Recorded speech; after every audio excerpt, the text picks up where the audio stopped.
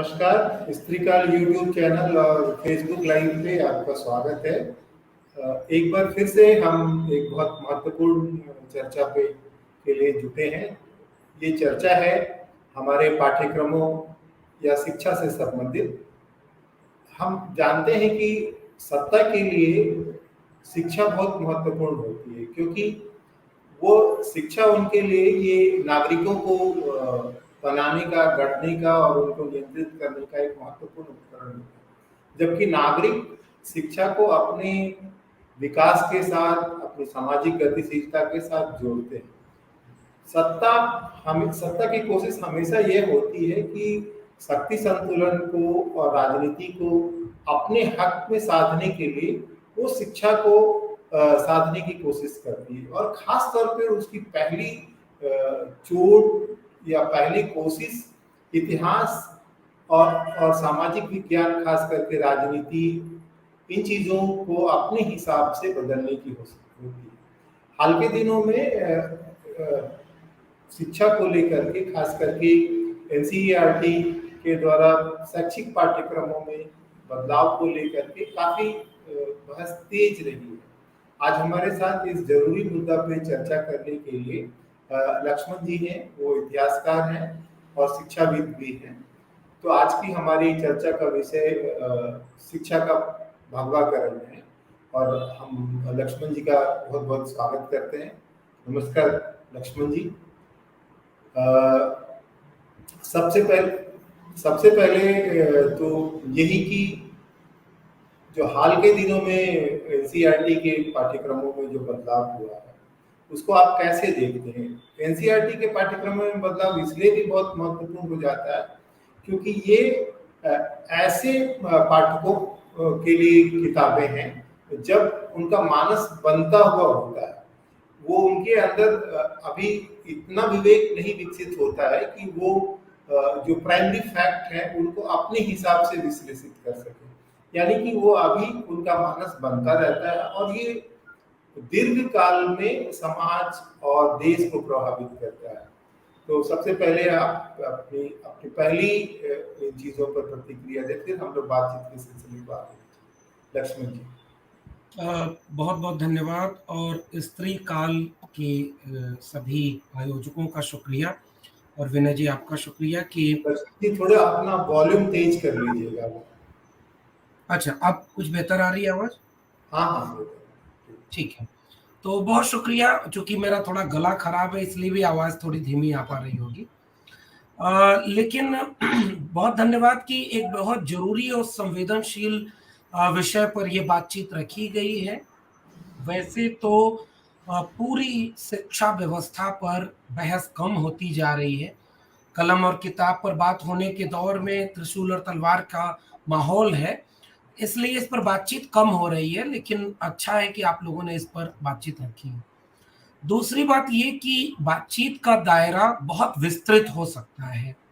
मसलन नई शिक्षा नीति 2020, जिसे राष्ट्रीय शिक्षा नीति 2020 भी कहा जा रहा है कहीं कहीं, बातचीत उस दायरे तक जाए तभी आज की बातचीत सार्थक होगी। लेकिन दिक्कत यह है कि उसका दायरा बहुत विस्तृत है, तो एक आधे घंटे 40 मिनट के कार्यक्रम में हम बहुत न्याय तो नहीं कर पाएंगे, लेकिन मैं कोशिश करूंगा कि आज के विषय हम लोग उसको रेफरेंस पॉइंट लेंगे और वहां से लौट के वापस अपने विषय पे आया करेंगे। बिल्कुल, मैं वही कह रहा था कि चूंकि मेरा अध्ययन इस पूरी नई शिक्षा नीति की ड्राफ्ट का है, मेरे सामने उसका सारांश जो मैंने निकाल के रखा है वो है, और उसका मैं इस्तेमाल बीच बीच में यह बताने और समझाने के लिए करूंगा कि जो इस समय सीबीएसई कर रही है उसके पीछे पृष्ठभूमि एक पॉलिसी है, एक नीति है। ये यूं ही नहीं है कि एक पाठ्यक्रम बदला जा रहा है, इसे हम पूरे व्यापक परिदृश्य से जोड़कर ही समझ सकते हैं। मसलन मैं एकदम शुरुआत में मतलब देश कैसा होगा इसके लेकर उनकी जो समझ है, वो अपने हिसाब का देश बनाना चाहते हैं, इसीलिए पहले वो शिक्षा को पकड़ रहे। अब एक बात तो तारीफ करनी होगी विनय जी उन लोगों की जो इसे अपने हिसाब का देश बनाना चाहते हैं, कि उन लोगों को जो एक सांस्कृतिक विरासत मिली है ना, उसमें उन्हें पता है कि शिक्षा की अहमियत सत्ता के लिए कितनी ज्यादा होती है। ये यूं ही नहीं था कि इस देश की बहुत बड़ी आबादी, जिनमें शूद्र भी शामिल हैं, महिलाएं भी शामिल हैं, उन्हें लगातार शिक्षा से वंचित रखा गया। ये अनायास नहीं था। जब ज्योतिबा फूले, सावित्रीबाई फूले शिक्षा क्रांति की लड़ाई लड़ रहे होते हैं, तो वो लोग कौन थे जो उनके खिलाफ खड़े थे कि ये जिनको वंचित किया गया उन्हें आप शिक्षा मत दीजिए। डॉक्टर अंबेडकर शिक्षा की लड़ाई लड़ रहे हैं, या आजादी के बाद जब जब शिक्षा में सुधार की बात हुई तो एक खास किस्म की विचारधारा और मानसिकता के लोग शिक्षा के खिलाफ थे, क्योंकि उन्हें पता था कि शिक्षा किसी और आर्थिक सांस्कृतिक नीति से ज्यादा असरकार होती है, क्योंकि ये पीढ़ियां बनाती और बिगाड़ती है। आप किसी को मानसिक रूप से गुलाम बनाए बिना राजनीतिक और सामाजिक रूप से गुलाम नहीं बना सकते। इसलिए जो वर्चस्व की राजनीति है, वो जब सांस्कृतिक रूप से गुलाम बनाने की कोशिश करती है, तो संस्कृति के क्या उपादान होते हैं, उन उपादानों में आपका रहन सहन, खान पान, आपकी प्रथाएं, और उन सब के ऊपर होती है शिक्षा। इसलिए अब इस विषय पर आते हैं कि चाहे नई शिक्षा नीति हो, चाहे एनसीईआरटी में ये जो बदलाव आ रहे हो, ये उस पॉलिटिकल कल्चरल नैरेटिव का हिस्सा बनाया जा रहा है, जिसके जरिए अब एक ऐसे मानस को तैयार करने की कोशिश है जो उस सांस्कृतिक राष्ट्रवाद के पक्ष में खड़े हो। ये मैं इस पूरे विमर्श को उस एक बड़ी पॉलिटिक्स के तहत देखता हूं, और बहुत संक्षेप में जो ड्राफ्ट रेजोल्यूशन है नई शिक्षा नीति का, उसके पेज नंबर 6 पर भूमिका में ही एक वाक्य लिखा हुआ है: प्राचीन और सनातन भारतीय ज्ञान और विचार की समृद्ध परंपरा के आलोक में यह नीति तैयार की गई है। अब इस वाक्य को सुनकर के प्रथम दृष्टया आपको कहीं आपत्तिजनक नहीं लगेगा कि ठीक है, आप अपनी हिस्ट्री को क्लेम कर रहे हैं। ज्ञान, प्रज्ञा और सत्य की खोज को भारतीय विचार परंपरा और दर्शन में सदा सर्वोच्च माना गया है, इसलिए हम उसे शिक्षा में स्कूल से लेकर विश्वविद्यालय तक शामिल करेंगे। यानी जो पूरा सिलेबस बनाया गया है, वो वैज्ञानिक चेतना जो भारत का संविधान नीति निर्देशक तत्वों से लेकर के प्रस्तावना तक में एक वादा का काम करता है कि नया भारत वैज्ञानिक चेतना, तर्क, विवेक परक चेतना पर विकास करेगा। और यही सांस्कृतिक अतीत के गौरवगान के बहाने नई शिक्षा नीति, और उसी का हिस्सा है एनसीईआरटी का ये सिलेबस चेंज करना, वो अतीत की सांस्कृतिक व्याख्या करके उसे वापस आस्था और विश्वास तक ले जाने की कोशिश है। तो ये मेरी पहली प्रतिक्रिया विनय जी, क्योंकि सिलेबस तो बहुत कुछ तय करता है ना कि आप जो पढ़ते हैं उसके मुताबिक तर्क करते हैं, तो ये मुझे लग रहा है कि व्यापक रणनीति का हिस्सा है।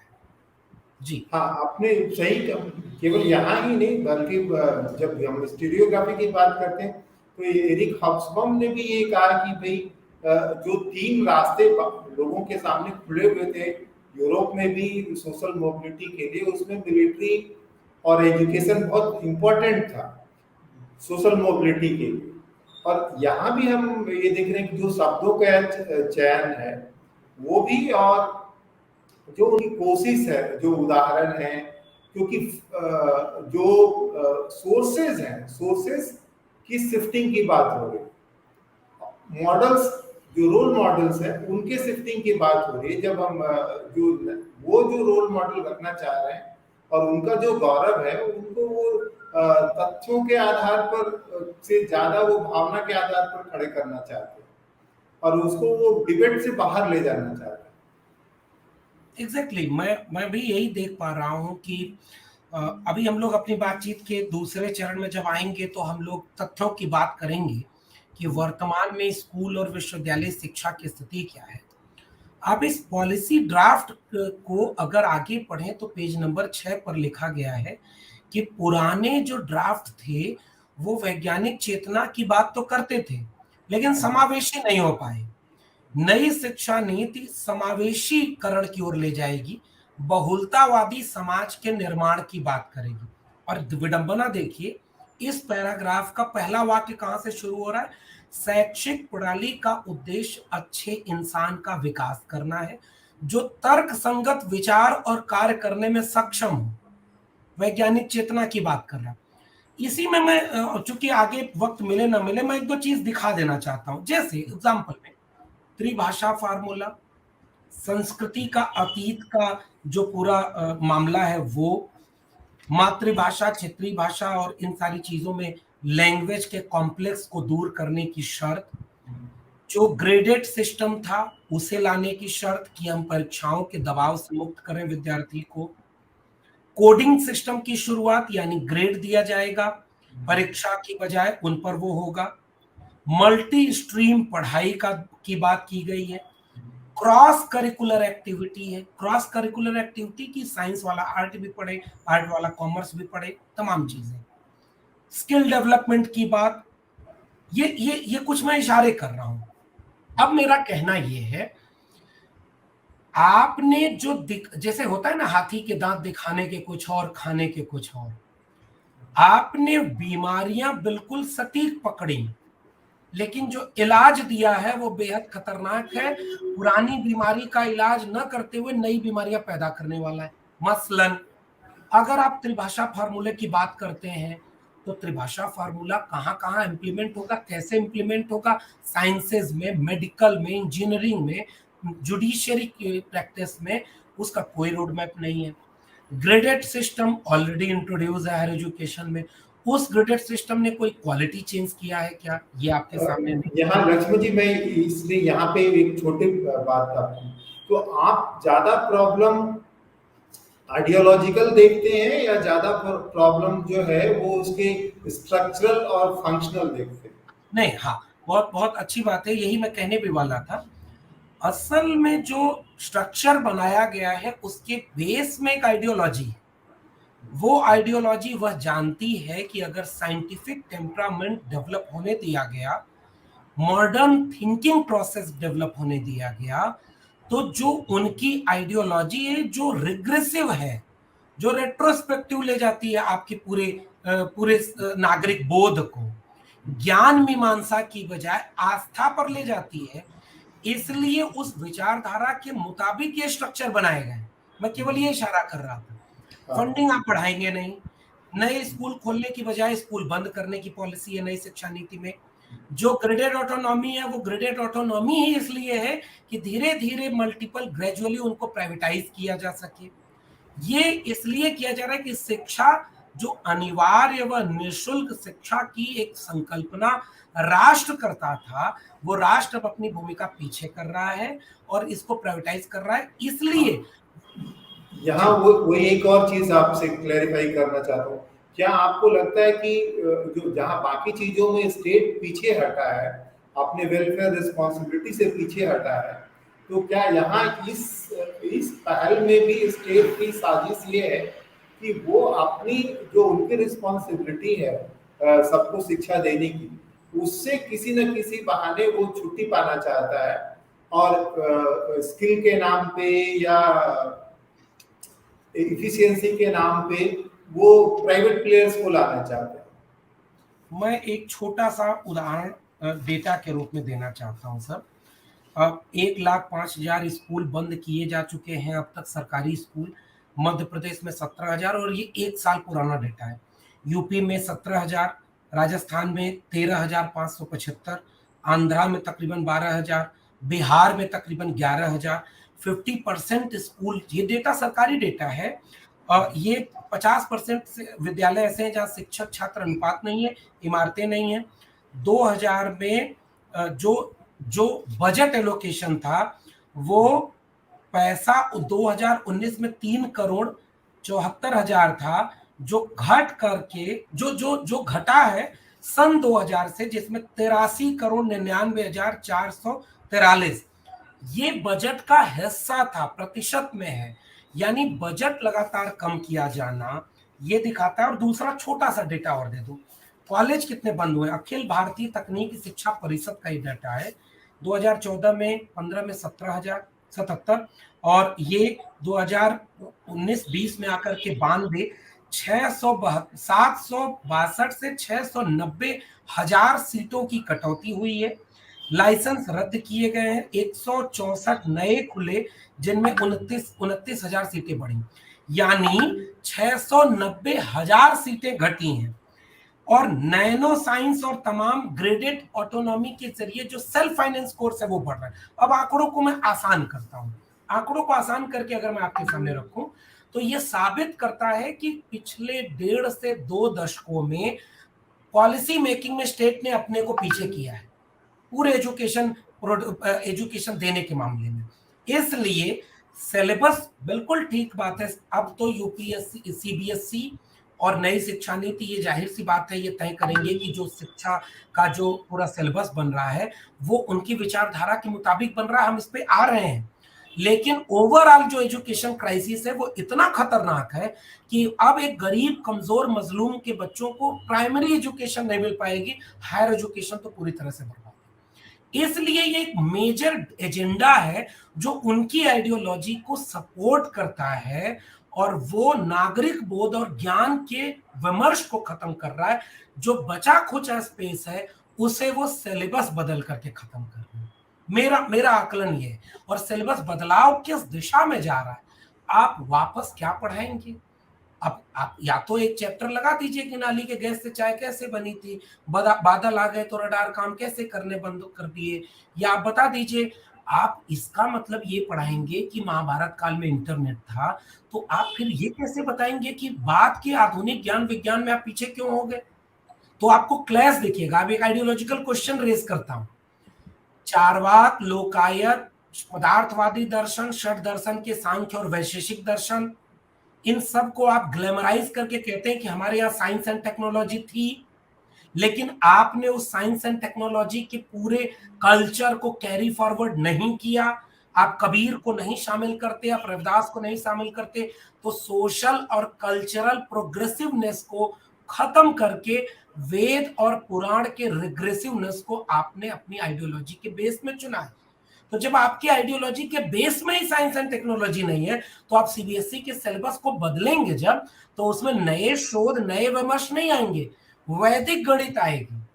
तो वैदिक गणित से, ठीक, हम इसके विरोधी नहीं है वैदिक गणित के, लेकिन जो आप जो ज्योमेट्री और ट्रिग्नोमेट्री हम पढ़ते थे, क्या उसको रिप्लेस करके वैदिक गणित ले आएंगे तो जो यूथ पैदा होगा वो ग्लोबल नॉलेज कंपटीशन में कहां खड़ा होगा?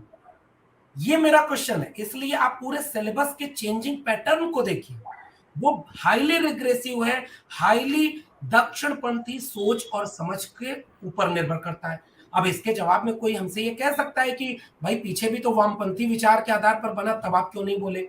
भाई हम तो ये बोलेंगे, किसी भी पंथ व झंडे के रंग को आधार बना करके अगर हम एजुकेशन सिस्टम तय करने लगेंगे तो ये किसी मुल्क के लिए ठीक नहीं है।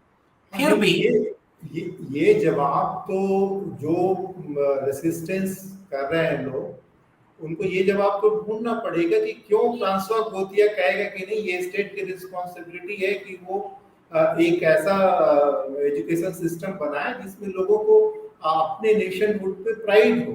और वो तमाम जो सवाल हैं जो जिनके जरिए वो उनको लिंकेजेस मिल रहे हैं, जहाँ से चाहे वो मैथमेटिक्स की बात हो, वैदिक मैथमेटिक्स के अलावा बहुत सारे मैथमेटिशियंस हैं जिनको लेकर के अभी मॉडर्न रिसर्च भी हो रही है, या और भी जो पॉइंट ऑफ रेफरेंस है बहुत सारे, चाहे वो आपस्तंभ सूत्र के, भले उसमें चीजें प्रमाणित नहीं हुई हो, लेकिन उनको बहस के दायरे में लाने में को सवाल उठता रहा है। अब सबसे सवाल ये है कि हमको उनका जो तर्क है, उनके तर्क का भी हमको ये काट ढूंढना पड़ेगा कि अगर वो आपस्तंभ सूत्र की बात करते हैं तो हमको बताना पड़ेगा कि ये आपस्तंभ सूत्र में ये जो सूत्र है ये गलत है, और गलत है तो किस वजह से। हाँ बिल्कुल, मैं एक बात, बिल्कुल आपने सवाल को पिन पॉइंटेड किया है। तो उस पिन पॉइंटेड सवाल में मेरी पहली टिप्पणी ये है कि जो भी रैशनल थिंकिंग वाला होगा वो कभी इस बात का विरोध नहीं करेगा कि सावरकर को सिलेबस में लाया जाए कि ना लाया जाए। अगर आप कभी मुझसे पूछेंगे ना, तो मैं ये कहूंगा कि अगर बहुत जिद है तो उन्हें भी आने दो, उन्हें ज्ञान विज्ञान को आने दो। हम सिलेबस के विरोध में नहीं होंगे, क्योंकि जब हम यूनिवर्सिटी की बात करते हैं तो यूनिवर्स शब्द से बना है यूनिवर्सिटी, विश्वविद्यालय। तो एक ग्लोबल नॉलेज प्रोडक्शन का हब अगर कहीं बनाना है तो ग्लोबल नॉलेज में मल्टीपल आइडियाज आएंगे। आप ले आइए अपने सिलेबस को, हम स्वागत करेंगे। मैं इसका दूसरा पक्ष भी कहूं, अगर वो बात आएगी, जैसे महाराणा प्रताप पर अभी जो बहस चल रही है कि वो विजेता थे, गलत इतिहास पढ़ाया, कल को कहेंगे कि सोमनाथ मंदिर पर आक्रमण में भी भारतीय जीते थे, फैक्ट कहां से लाएंगे, प्रमाण कहां से लाएंगे? जैसे हकीम खां शायद नाम आता है, जो महाराणा प्रताप की तरफ से जो लड़ने वाले सेनापतियों में से एक तो मुसलमान था, और अकबर की तरफ से वो तो तमाम हमारे सामने उदाहरण है, चाहे वो इब्राहिम खान गांधी का हो, हकीम खान का हो, या फिर हमीर देव के तरफ से लड़ने वाले पठानों का हो, या और भी चीजें। पर जो उनके लिए जो सुविधाजनक तर्क होता है वो ये होता है कि जो हमको जो पढ़ाया गया है उसमें बहुत सारी ऐसी बातें खो गई। जैसे मैं एक एग्जांपल देना चाहता हूँ कि एक किताब पुस्तक है चौर पंचासी का, बिलहन की। अब इसमें कोई ये क्लियर नहीं करता है कि ये जो साउथ में एक जो थ्योरी ऑफ स्टोलन लव है क्रुंजी इसमें, उसके ऊपर ये किताब है।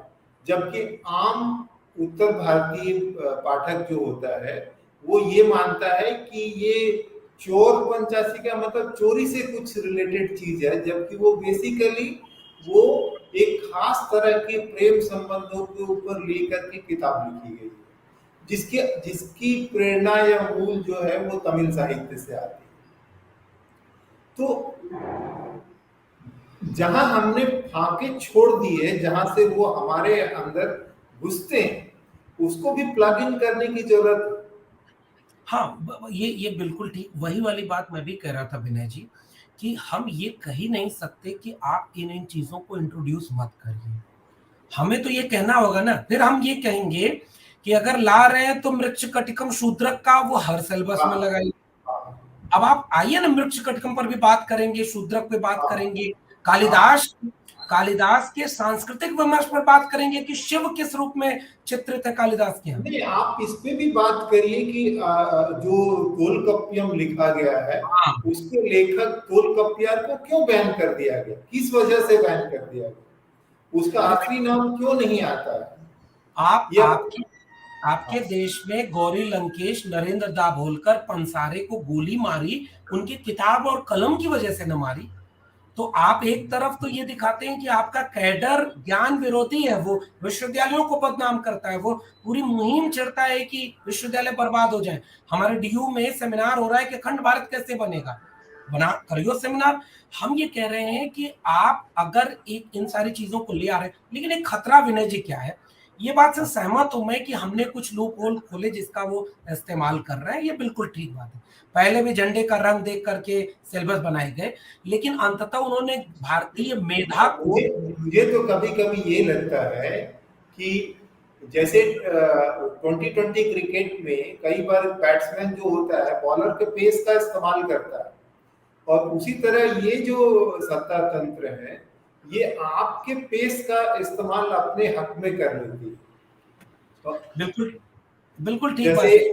हाँ, चाहे शब्दों के चयन में हो, चाहे वो हमले के बात पे हो, वो आपके मतलब जोश में जो आपका जो झोंक होता है उसमें वो आपका संतुलन बिगाड़ने की कोशिश करता है। मेरा मानना भी यही है कि अगर इसे आप रोक नहीं सकते, आपने एक जमाने में कुछ किया है तो वो अपने ढंग से ले आएंगे। मैं इसे दो ही बिंदु मुझे कहना है। एक तो ये कि हम इसे रोकेंगे नहीं, हम ये कहेंगे कि अगर होल एज ए यूनिट हमारी कल्चर हमारे सामने आएगी ना, तो मैंने कहा ना शिल्पाधिकारम भी होगा, तो उसमें मृच्छकम भी होगा, कालिदास का अभिज्ञान शाकुंतलम कुमार संभवम भी होगा, तो राम के भी रामचरितमानस की बजाय 300 रामायणास भी होगा। वो हाँ हम फिर ओमचर्यू का रामायण, जैन रामायण, कंब रामायण भी पढ़ेंगे, जहाँ कई हाँ। जगह राम का चरित्र इतना प्रॉब्लमेटिक है कि उस पर तो इनकी पूरी पॉलिटिक्स ध्वस्त हो नहीं जाएगी।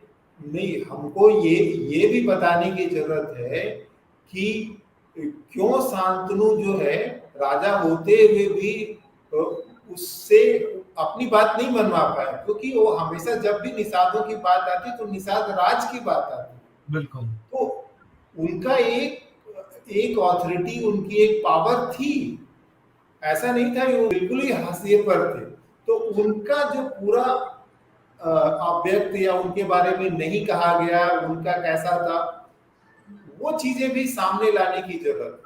बिल्कुल ठीक है। मैं तो कह रहा हूँ कि जब बहस होगी तो ये पता चलेगा ना कि ये शांतनु की बात भी आएगी, दुष्यंत की बात आएगी कि मेरा इस कन्या वन कन्या पर दिल आया है, तो हो ना हो ये कोई उच्च वर्णीय कन्या ही होगी। पाली बोलेगा, भ्रंश बोलेगा शूद्र पात्र, और वहीं दोनों संवाद कर रहे हो, ब्राह्मण पात्र संस्कृत बोलेगा। कल्चर तो ऐसा डाइवर्स है आपका कि आपसे संभाले नहीं संभलेगा।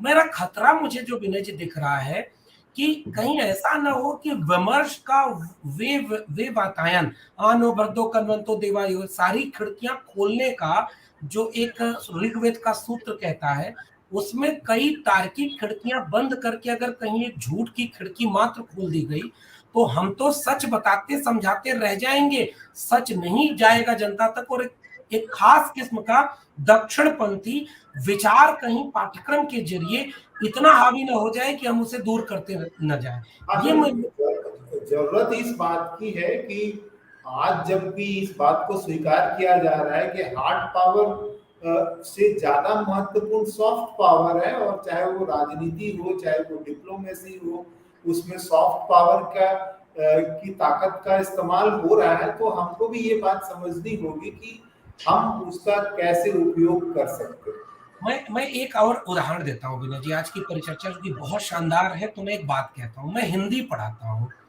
और हिंदी के विद्यार्थी होने के नाते जैसे इतिहास पर यह आरोपण है ना कि वो वामपंथी दृष्टिकोण से लिखा गया। हाँ आइए अब हिंदी पर बात करते हैं। हिंदी पर मैंने मध्यकाल तक के तो उदाहरण दे दिए। अब आइए हाँ आपको आधुनिक काल पर बात करें। जैसे ही भारतेंदु युग और द्विवेदी युग के आगे आएंगे, तो आपको प्रेमचंद से भेंट होगी, हाँ निराला से भेंट होगी। हाँ, याद रखिए प्रेमचंद और निराला कोई कम्युनिस्ट लोग नहीं है। हाँ ये हजारी प्रसाद द्विवेदी, प्रेमचंद, निराला, ये सारे लोग तो गैर कम्युनिस्ट हैं। तब तक तो कम्युनिस्ट मूवमेंट भी नहीं आया। और ये आपके दक्षिणपंथी, जिसे आज हम भगवाकरण जो शिक्षा का देख रहे हैं ना, उसके घोर खिलाफ खड़े लोग हैं। अब आइए उसके आगे, रांगे राघव, शिवदयान सिंह चौहान, राहुल सांकृत्यायन, मुक्तिबोध, नागार्जुन, आप इन कवियों का क्या करेंगे? क्या आप पुरानी कविताएं लाएंगे कहां से? खतरा ये है कि नया सिलेबस जो हिंदी का भी बन रहा है ना, वो ये कह रहा है कि ये वामपंथी लोग हैं, इनको बाहर करो।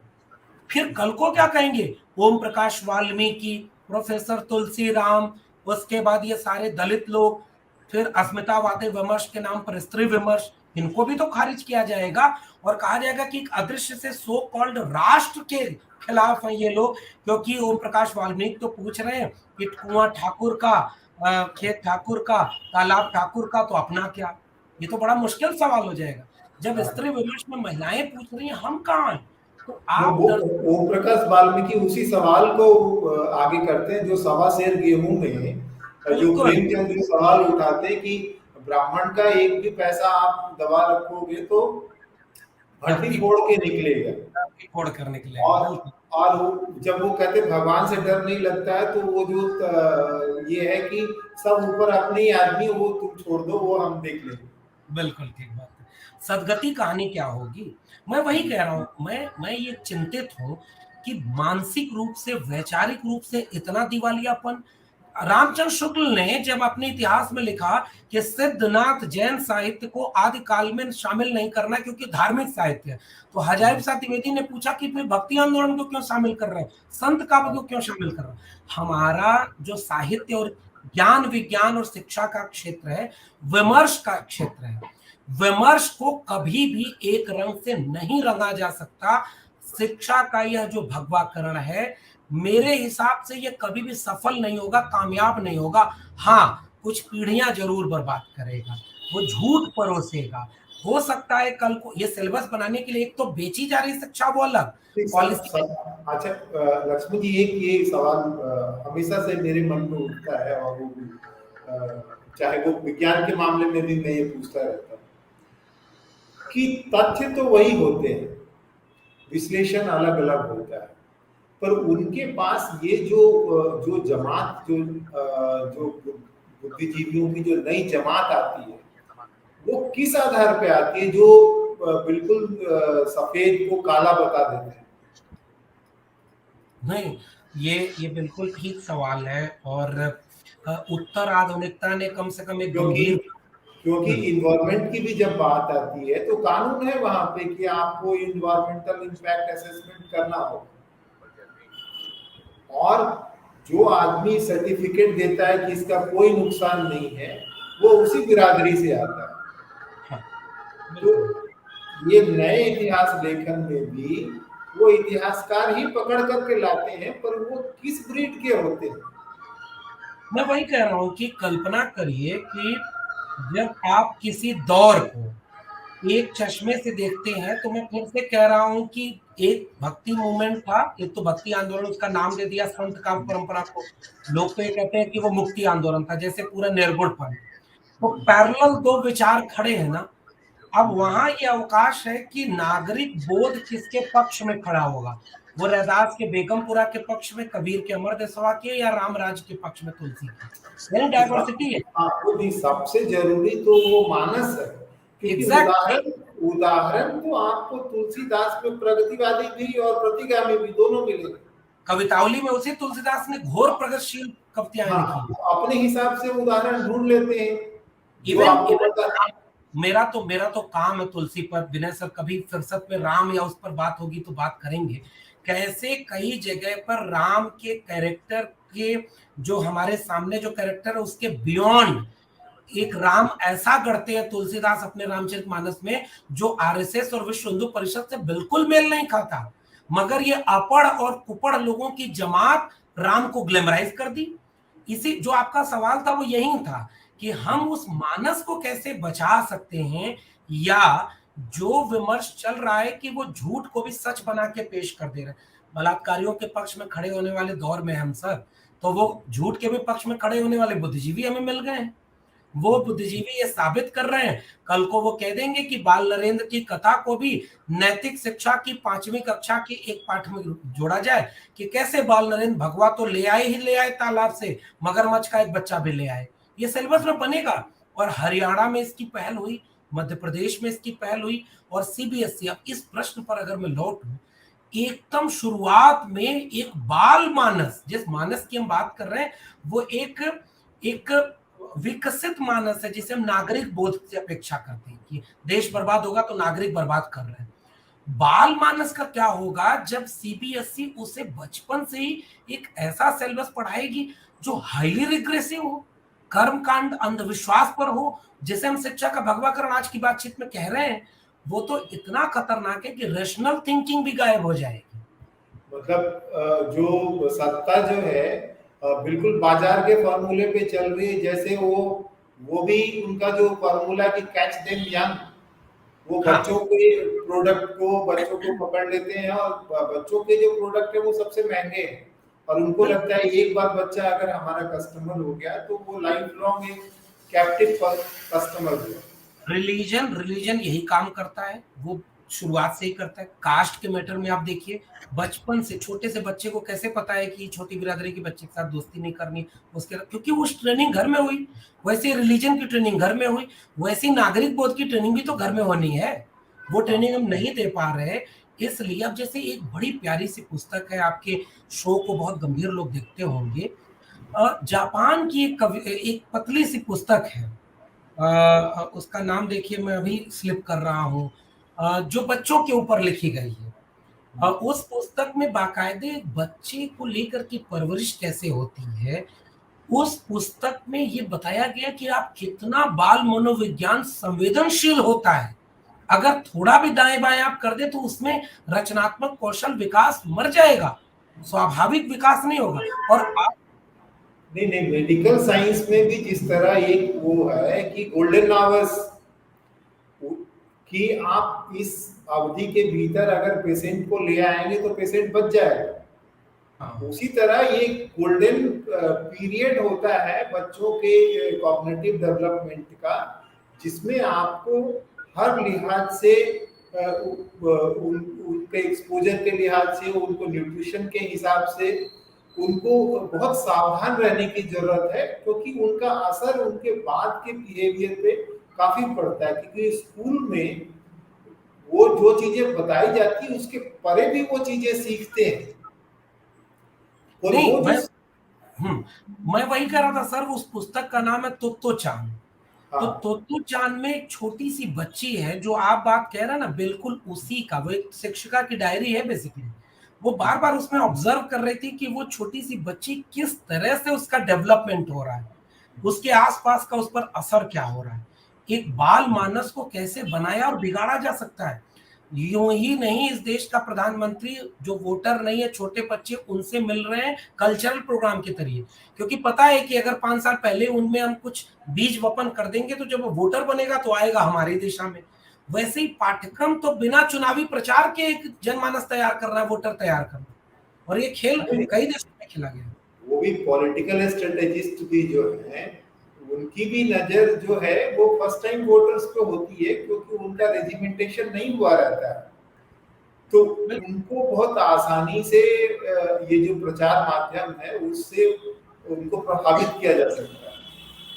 मैं यही कह रहा हूँ कि जो हम लोग आज बातचीत कर रहे हैं कि सीबीएसई का पैटर्न ऐसा, ठीक है, सीबीएसई बार बार पैटर्न बदलती रही है, हर राज्य बोर्ड के भी पैटर्न बदलते रहे।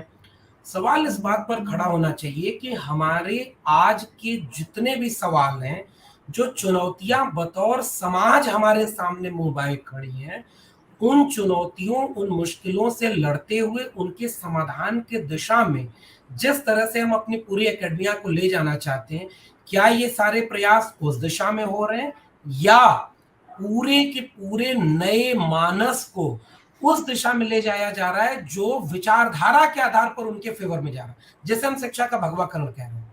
सबसे गंभीर खतरा ये है। इसलिए जितनी भी ज्ञान मीमांसा है, आप कल्चर भी जब चुनेंगे, मैं तो चुनौती देते हुए कह रहा हूं कि बुद्ध को आप वो जगह नहीं देंगे जो अपने सांस्कृतिक अतीत और संस्कृताइजेशन के नाम पर नई शिक्षा नीति में आप इम्पोज करने जा रहे हैं। आप चारवाक को जगह नहीं देंगे, आप लोकायत को नहीं देंगे, आप कबीर को नहीं देंगे। ये भी बहुत जरूरी है कि संस्कृतिवादियों से जब आप लड़ते हैं तो आपको संस्कृति के उनसे ज्यादा जानकारी होनी। अभी भी आप उड़ीसा में आप जाएंगे, आपने बुद्ध की बात की इसीलिए मैं कहता हूँ कि उड़ीसा में भितरकनिका एक छोटी जगह है, वहां मैंने विष्णु मंदिर में अभी भी बुद्ध की मूर्ति देखी। विष्णु की भी पूजा हो रही है और बुद्ध की भी पूजा एक ही साथ हो रही है। तो नहीं, हाँ, ये मैं समझ गया। तो कबीर के नाम पे भी मठ बने हैं, मठ के खिलाफ कबीर थे और कबीर के नाम पे मठ बने, ये तो एक बात है। मैं कह रहा हूं खुली बहस तो हो, विष्णु पर भी हो, बुद्ध पर भी हो। हम अपने मानस को बिल्कुल खुले होकर के देखने दें कि बुद्ध के विचार में क्या था, बुद्ध की किताब में क्या था, बुद्ध का दर्शन क्या था, और फिर हमको ये अटैकिंग मोड में जाके ये जरूर कहना चाहिए कि भाई अगर आपको सनातन धर्म की इतनी ही चिंता है तो खूंटे से बंधा घोड़ा तो जंग नहीं जीत के लाएगा ना। वो घोड़ा तो ऐसा होना चाहिए जो दौड़ सकता है, बिल्कुल ठीक बात, जिसकी गति स्वतंत्र हो। बिल्कुल। तो ये आप अपने मतलब आपका हुक्म घोड़ा मानता रहे, इसके लिए आप एक पूरी पीढ़ी को जो है दिशाहीन और कमजोर साबित कर। नहीं, असल में सर इस सब के पीछे मुझे लगता है कि एक सोच है। दो किस्म के जो विचार की बात मैंने शुरुआत में की थी, तो वो कल्चरल और पॉलिटिकल ही नहीं था, आइडियोलॉजिकल ही नहीं था, वो सोशल और कल्चरल भी था। आपका अप्रोच ही ये है कि तर्क, विवेक, वैज्ञानिकता, विमर्श, अगर आपकी आधुनिक शिक्षा प्रणाली के केंद्र में ये मूल्य नहीं है, तो बिना इन मूल्यों के न तो आप संस्कृतिवादी हो सकते हैं, न राष्ट्रवादी हो सकते हैं। चुनौती मुझे यहां नजर आ रही है। आप अगर तर्क, विवेक, वैज्ञानिकता व विमर्श के मुताबिक इन सभी पुरातन पंथी, पोंगा पंथी, अंधविश्वासी अतीत को भी आप सिलेबस में लाना चाहते हैं, स्वागत है, ले आइए, लेकिन उस पर बहस खुली होने दें। ये नहीं हो पाएगा। अतीत से तो ये कोई सबक लेते ही नहीं है। अगर अतीत से बिल्कुल। सबक लेते हम्म। तो इनके सामने तो सबसे बड़ा उदाहरण जो है वो सिकंदर का है। बिल्कुल। सिकंदर जो पर्सिया से लड़ाई ही इसलिए जीता कि वो माइनॉरिटी कम्युनिटी वो स्विच ओवर करके सिकंदर के फेवर में थी। तो मैं वही कह रहा हूँ। हाँ जी। कोई भी समाज मजबूत तभी होता है जब वो अपने सभी नागरिकों को आश्वस्त कर पाए, क्योंकि राष्ट्र जो है भूमि से ज्यादा मानस में होता है। राष्ट्र दरअसल भूमि में होता ही नहीं। हमारे यहाँ एक बड़ी अच्छा सा निबंध पढ़ाया जाता है हम लोग के हिंदी में कि गहरी नींद के सपनों में बनता हुआ देश। हालांकि उस निबंध से कई जगह मेरी असहमतियां भी हैं, लेकिन उसमें जो विमर्श का केंद्रीय बिंदु है वो बहुत शार्प है। उसी को आसान भाषा में कहा जाए, साझा सुख और साझा दुख से एक राष्ट्र बनता है। हमने न तो साझा सुख का नागरिक बोध और मानस तैयार किया, न साझा दुख का तो कतई नहीं किया। हम तो दूसरे को दुखी कर रहे हैं, जाति के नाम पर, धर्म के नाम पर, शहर और गांव के नाम पर, भाषा के नाम पर हमने अपमानित किया है। हम अभी भी अपमानित कर रहे हैं जब हम एक भाषा को आरोपित करते हैं, ये पेशे के आधार पर। इसलिए आप किसे राष्ट्र कह रहे हैं? आपकी राष्ट्र निर्माण की प्रक्रिया ही दिक्कत तलब है। और हम लोग जिस विचार पर काम करते हैं, इवन सोशल जस्टिस का विचार, संविधान का विचार, हम वहां वही क्वेश्चन रेज करते हैं कि अगर एक आदिवासी का सुख दुख एक सामान्य नागरिक बोध से नहीं मेल खाता है, तो वो इस राष्ट्र में कहां खड़ा है? वैसे एक मुसलमान को खड़ा करिए, एक दलित को, एक महिला को, एक ओबीसी को, वैसे एक नागरिक बोध जहां खड़ा होगा। अंततः ज्ञान का मकसद क्या है सर? ज्ञान में ऐसा नहीं है कि सब कुछ एक जैसा होता है। पक्षधरता ज्ञान का बुनियादी शर्त है। ज्ञान पक्ष चुनता है, असत्य पर सत्य का, अन्याय पर न्याय का। जो विमर्श आपके सामने होता है जब आप एक मानस सिलेबस से तैयार करते हैं, उसे पढ़ाते हैं। बाबा भारती का घोड़ा क्यों पढ़ाते थे आप? हार की जीत। बाबा भारती के घोड़े में सुदर्शन जब लिखते हैं कि बाबा भारती खड़क सिंह से कहते हैं कि घोड़ा ले जा रहे हो, लूट के ले जाओ, लेकिन इस किस्से को किसी को मत कहना, लेकिन वरना लोग जरूरतमंदों पर भरोसा करना छोड़ देंगे। अभी एक नैतिक शिक्षा थी। इससे अंततः आप ईदगाह की कहानी से आप क्या दे रहे थे? आप बैल जो दो जोड़ी बैल की कथा, या बड़े घर की बेटी, या जो प्रेमचंद की कहानियां हैं, या ओम प्रकाश वाल्मीकि के जो उपन्यास हैं, प्रोफेसर तुलसीराम की जीवनी है मुर्दैया, इन सब के जरिए आप एक विमर्श खड़ा करते हैं कि देखो आपका समाज ऐसा था, उस समाज में अभी भी ये स्थितियां हैं, कल को तुम्हें बेहतर समाज बनाना है तो उसकी इन चुनौतियों से लड़ करके इस दिशा में जाना। सिलेबस चेंज करते समय अगर आप अतीत, वर्तमान और भविष्य की दिशा स्पष्ट नहीं है, या वह दिशा विचारधारा से प्रभावित है, वो भगवाकरण की दिशा है, तो विनाश कर रहे हैं राष्ट्र के बनने की प्रक्रिया का। आप राष्ट्र का विनाश कर रहे हैं, ये बहुत खतरनाक है। इसीलिए शिक्षा पर हमला सबसे खतरनाक है। यह वह हिंसा है जो जिसका लहू बहता हुआ सामने नहीं दिखेगा, जो जेल में बंद कैदी की तरह नहीं दिखेगी। पीढ़ी दर पीढ़ी मानसिक रूप से हम वैचारिक गुलाम पैदा करेंगे। ज्योतिबा फुले ने इसीलिए गुलामगिरी लिखी। तो वह जो गुलामी से तर्क, विवेक और आजादी वाला मानस था, ये पाठ्यक्रम उस दिशा में नहीं जा रहे। वरना सिलेबस से कांचा इलैया के टेक्स्ट दिल्ली यूनिवर्सिटी नहीं निकालती, 300 रामायणाज नहीं निकालते। आप दिल्ली यूनिवर्सिटी से जब निकाल रहे हैं उसे, आप कांचा इलैया को निकाल रहे हैं, आप अंबेडकर की रीडिंग्स निकाल रहे हैं, आप अंबेडकर को निकाल के सावरकर लाना चाहते हैं। मैं एक ओपन बात कहता हूं, मैं सावरकर का भी 4 टेक्स्ट रखता हूं और अंबेडकर का भी रखता हूं, ओपन डिबेट होने दें। लेकिन दिक्कत क्या है, इस पर ओपन डिबेट नहीं होगी। अंबेडकर को मार के सावरकर के पक्ष में, गांधी को मारकर गोडसे के पक्ष में। ये है सर शिक्षा का सबसे बड़ा खतरा। और पाठ्यक्रम का बदलाव जिस दिशा में हो रहा है, मुझे इसमें सबसे गंभीर आपत्ति ये है कि रैशनल माइंडसेट नहीं तैयार करेगा वो, एक लॉजिकली।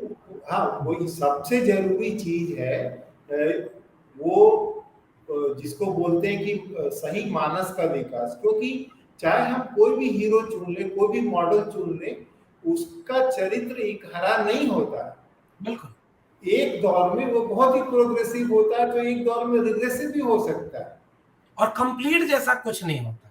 हाँ, और कंप्लीट जैसा नहीं होता है। हम स्वतंत्रता आंदोलन में भी देखते हैं कि एक ही व्यक्ति जो है वो कम्युनल भी है, वही व्यक्ति जो है कांग्रेस का भी सपोर्टर है, वही व्यक्ति उधर भी झंडा लेके चले जाता है। तो मूल बात ये समझने की है कि कौन कौन सी बात सही है और कैसे हम जज करें बिल्कुल। और किसी सर, चीज। अभी आपने बात कही ना, मैं यही बात तब से कह रहा हूँ, जज करने का जो मानस है ना, वो तर्क, विवेक, वैज्ञानिकता पर आधारित अगर नहीं हुआ, तो फिर तो लोग शिवाजी बनाम, अरे भाई शिवाजी को तिलक करने से मना क्यों किया था ब्राह्मणों ने?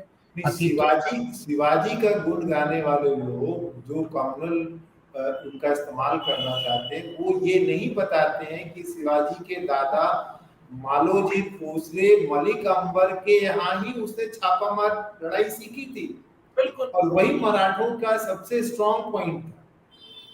नहीं, मैं तो वहां भी एक सवाल उठा रहा हूँ कि राज तिलक शिवाजी का क्यों नहीं किया मराठी ब्राह्मणों ने, महाराष्ट्र के। यानी हाँ, मैं कहना ये चाह रहा हूं कि जो मानस है ना, जो जो दरअसल आप, और आपने बीच में एक बात कही थी, उसी को दोहरा के आखिरी में अपनी बात रख रहा हूं। फैक्ट, सूचनाएं, तथ्य अतीत से लाया जा सकता है, ठीक बात है।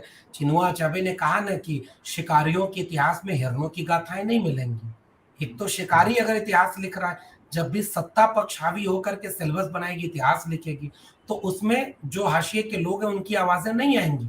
तो भीमा कोरेगांव की कहानी कभी पढ़ने नहीं दी जाएगी, स्त्री मुक्ति के आंदोलन नहीं पढ़ने दिए जाएंगे, सोशल कल्चरल मूवमेंट नहीं पढ़ाए जाएंगे।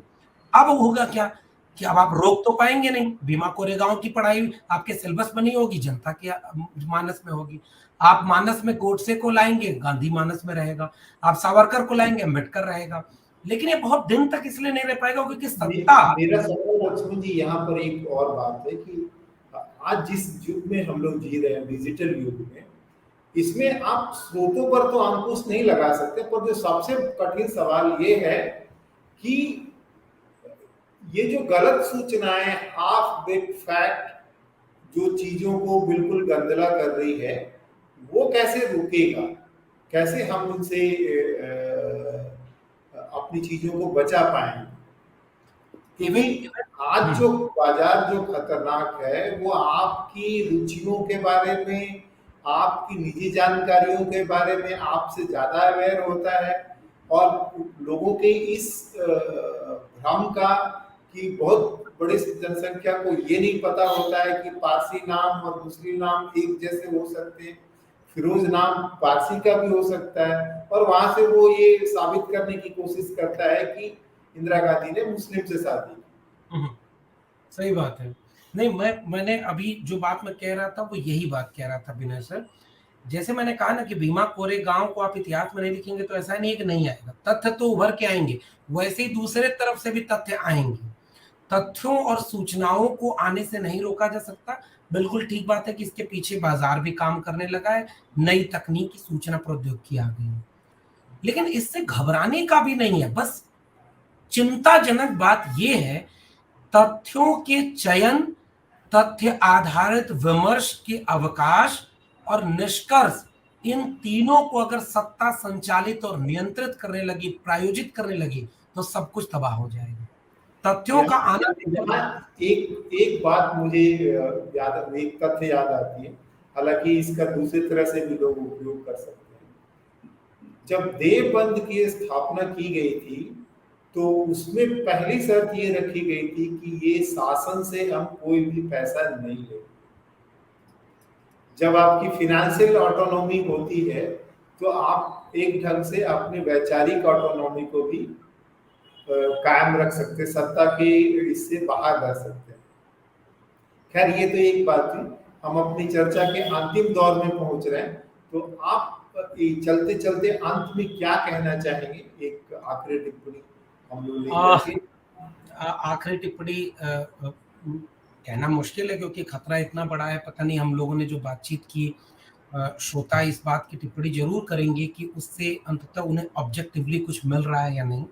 लेकिन मैं फिर से बिंदुवार अगर ये कहना चाहूँ, पहली टिप्पणी मेरी यही है फिर से कि ये जो कुछ भी हो रहा है वो लोग करने वाले बहुत अच्छे तरीके से जानते हैं कि शिक्षा इतना हमारा शत्रु जो है वो काफी आर्टिकुलेट है और हमारी कमजोरियों से वाकिफ है। हाँ, बिल्कुल।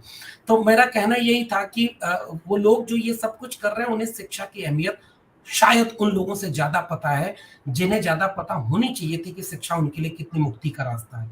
इसलिए मैं इस पूरे प्रकरण को सीबीएसई के पाठ्यक्रम बदलाव को नई शिक्षा नीति से जोड़कर और नई शिक्षा नीति को वैश्विक नीतियों, डब्ल्यूटीओ या पूंजीवादी ताकतों से जोड़कर और इन सब को एक दक्षिणपंथी पूंजीवादी ताकतों और वर्चस्व की ताकतों के उस नीति नियंता के रूप में देख रहा हूं, जिसका मकसद ये है कि हम बहुत बड़ी आवाम को नागरिक बोध से वंचित करें, तर्क विवेक वैज्ञानिकता से वंचित करें, रैशनल थिंकिंग और रैशनल ऑब्जर्वेशन से वंचित करें, ताकि वो जो सत्ता किसी भी तरह से अन्यायपूर्ण अपनी परिस्थितियां बनाए रखना चाहती है, और सत्ता का मतलब केवल भगवा शिक्षा नहीं, मैं ओवरऑल सत्ता के चरित्र की बात कर रहा हूं, जो समावेशी न्यायपरक समाज बनाने में हमेशा बाधा पैदा करेगा।